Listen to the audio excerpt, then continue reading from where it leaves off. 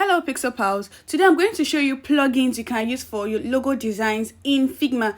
If you're looking for branded logos or you're looking for logos ipsum that you can use for your Figma designs, then come with me as I show you these plugins that you can use in this tutorial. For branded logos, so you go to your plugin, you search for logo fetch. So you run your plugin and it brings out branded categories of logos you can use for your designs. So you can see different categories here. You can filter by category or you can search for a particular kind of logo you want to use. So that's for the branded logo. You can just drag it and paste on your Figma design. For the other one which is not branded, you just go to your plugin and you search for logo ipsum. So the plugin comes out and you run your plugin. So you can see that different kind of logos.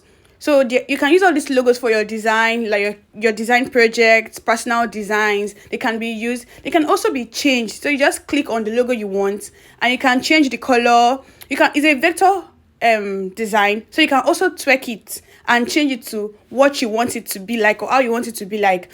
Thank you so much for watching this video. So if you found this video helpful, do not forget to like, subscribe and leave a comment below. Bye and happy designing.